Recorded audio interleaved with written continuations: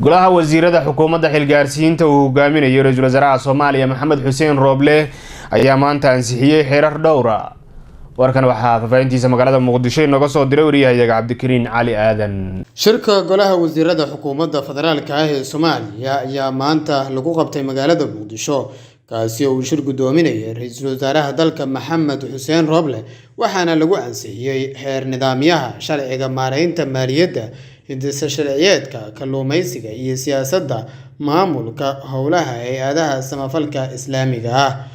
dhanka kale ra'iisul wasaaraha dalka Maxamed Xuseen Rooble oo maanta shir gudoominayay shirka golaha wasiirada ayaa waxa uu hambaliyay madaxweynaha cusub ee dhawaan la doortay mudane Xasan Sheekh Maxamuud isagoo dhanka kale shacabka Soomaaliyeed ka codsaday in ay madaxda ugu duceeyaan in uu eebba ku guuleeyo hawsha qaran ee loo igmaday. dhanka kalena waxaa ra'iisul wasaaraha dalka Maxamed Xuseen Rooble uu golaha wasiirada amray in ay shaqeeyaan isla markaana laga shaqeeyo dhawaan agaasimayaashii uu magacaabay wasaaradaha qaar ee xukuumadda federaalka ah ee Soomaaliya kuwaasi oo madaxweynihii hore ee Soomaaliya Maxamed Cabdullaahi Farmaajo uu sheegay in aysan shaqeyn doonin. xasan sheekh horta marka hore inaan u hambalyeeyno dhamaanteen anagu ku hadlayo madaxa xukuumadda golaha wasiirada in anigu ku hadlayo magaca shacabka Soomaaliyeed waxaan leeyahay madaxweyne Xasan Sheekh Allah u fududeeyo hawsha culus uu qabtay xalka dalku aan ka wada dhereegsanahay nabadgelyada haday tahay dhaqaalaha haday tahay arrimaha bulshada hawl culus u taalo marka in oo waxaan leeyahay dhammaan golaha wasiirada iyo shacabka Soomaaliyeedba ka codsanaya in madaxda Ilaahay loo bariyo madaxweyne Maxamed Cabdullaahi Farmaajo aan rabo halkan isna inuu uga mahad celiyo sidii sharafta lahayd uu dalkan ku soo hogaamiyay iyo sidii sharafta lahayd oo xil wareejinta iyo qoris ku dhibka u sameeyay isagana waa uga mahad celinaya. waxaan rabaa sidoo kale madaxweyne Maxamed Cabdullaahi Farmaajo maanta shacabka Soomaaliyeed u sheegaya wada shaqeyn fiican iyo walaaltinimo waana soo dhaxmartay bini aadana leeyahay waa ilkii carab dad isugu dhaweys qaniinaan waana sheegay oo madaxweynaha aadan isula shaqeynay laakiin dhibka Soomaaliya haysta waa sheegay waa milkiilaha Soomaaliya laakiin waa laga baxayaa milkiilaha waa laga baxayaa macna ma lahan laakiin wada shaqeyn inaan u mahad celiyaan rabaa si official ah aan u dhaho madaxweyne Maxamed Cabdullaahi Farmaajo wixii dhacay Cabdullaahi Axmed Salfi waa wada shaqeynay Soomaaliya meel wanaagsan aan soo gaarsiinay waa run doorashada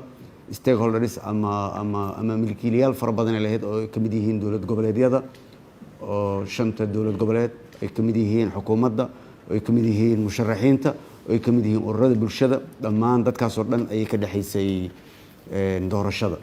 runtiina waa doorasho adag qof kastoo aniga iga horeeyay oo horay dawladda uga tirsanaan wuxuu ii qiray inay doorashadan ay doorashadii ugu dhibka badneed oo doorasho dadban ah laakiin waxaan ku soo gaarnay doorashadii inay dalka doorasho nooga dhacdo marka la yiraahdo Soomaaliya oo doorashada ah ayaa naaqooda ka ahaa saan u soo wada dekadiina Ilaahay alxamdulillah dekadiyan keenay dad baa ka xumaaday oo markabkii markuu yimid ku caariyay waa run laakiin shacabka Soomaaliyeed danta guud laga fiirinaya markabkaas oo shacabka Soomaaliyeed ay saarnaayeen dekadii ayaan keenay waxaana ku xirnay Ilaahay nasiib uga dhigay madaxweyne Xasan Sheekh Maxamuud oo tareen dekada la taagnaa tareenkii wixii ku wareejiyay marka madaxweyne Xasan Sheekh Maxamuud tareenkiisa oo sheegay basoo awal watay laakiin tareenu ka soo dhigay sidoo noo sheegay tareenkii aniga dadka ku wareejiyay Ilaahayna waxaan uga baryayaa tareenkaas uu wado inuu meel fiican Soomaaliya uu ku xiro oo station ugu wanaagsan oo nabadda ah uu ku xiro oo doorasho toos ah oo qof iyo cod uu gaarsiiyo dastuurka oo dhameystiro maxkamad dastuuriga la sameeyo dalkana barwaaqi baraare la gaarsiiyo ayaan u rajeynayaa madaxweynaha waan u soo duceynaynaa marka madaxweyne waxaan leeyahay markabkii badda waa ka soo saarnay dhammaan wasiirada daanahay dawladda iyo xukuumadda cid kasta Soomaaliya wayna noo soo duceysay September 17 18 la magacaabay oo habeenkii 17 oo 18 soo galeysay markii la magacaabay bishaas waxaa la joojiyay dhammaan wixii dhaqaale ah oo dalkan saaciidada la siin jiray haddii ahaan lahayd European Unionka haddii ahaan lahayd Turkida way la joogaa Bailey haddii tahay World Bankaha haddii ahaan lahayd dawladihii carabta markaas waxna siin jiray IMF Qatar dhammaan dawladihii waxna siin jiray way istaageen markaas waxaa dekada markaa laga heli jiray 7 milyan 8 milyan bish Allah subhanahu wa ta'ala waxaan rabaa maanta marqaatiin aan kaga dhigo waa haya all documentigi October iyo November markii lacagihiina laga joojiyay 7 milyan 8 milyan ayuu dakhligeena ahaa dekada kor u kacay wuxuu gaaray 12 marka macnaheedu oo ah ilaahay markuu ilbaab ka xiro ilbaab kale ku furo Soomaan qolooyinkii walaalaheena asxaabteena saaxiibada caalamka oo dhan oo waxna siin jiray way joojiyeen iyaga laftirkooda xumaan uma sii joojinay barashar waxay ahayd in doorasho la qabto oo doorashadii oo iska dawareeg iyo September 17 ayay ka ahayd xilligii xajka lagu jiraa dad badan ayaa xajka walwal iyo bahar ka hayo hadii ahaan lahaayeen kambaniyaashi doolay diyaaradaha saadarteed maadaama xukuumadda ay timid madaxweynaha uu hogaaminayo madaxweyne xasan sheekh maxamuud wasiirkan waa u sheegay madaxweynahan waa u sheegay in si cadaalad ah waxaan lagu nidaamiyo wasiirkan waa faray inuu madaxweynaha kala shaqeeyo sababtoo ah aniga waqtigii waa dhamaaday shacabka Soomaaliyeed waxaan rabaa shaatigii oo nadiif ah meeshan ka tago oo garaafo lahayn wasiir waa ku sheegay kala shaqeey madaxweynaha iyo tiimkiisa iyo ciduu ku idmay oo wasiirada qaar ay kamid yihiin si hufan looga shaqeeyo adaa ka mas'uul ah madaxweynahana kala shaqeey sababtoo ah iyaga ayaa lagu la xisaabtamaya oo ku aadan ra'iisul wasaaraha cusub oo imaanaya iyo madaxweynaha waqtigaas oo xajka la aaday iyaga culays ugu badan ku dhacaysa eed ugu badan iyaga ku dhacaysa saadarteed sin sharaf ah oo nadiif ayaan rabaa inay ugu wareejisid adduunyo gadaal u badan tahay marka wasiirka waxaan farayaa inuu hawshaas qabto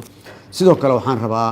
in wasiirada qaarkood oo agaasimayaal aan yaantu magacaabnay agaasimayaashaas sharci waaye inay shaqeeyaan sida ugu dhaqsiyaha badan haday tahay wasaaradda shaqada shaqaalaha wasaaradda ganacsiga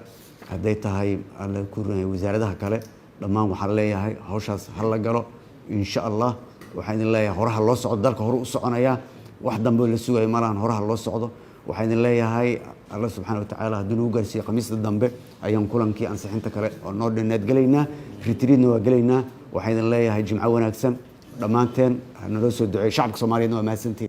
Cabdikariim Calaadan Somali Cable TV Muqdisho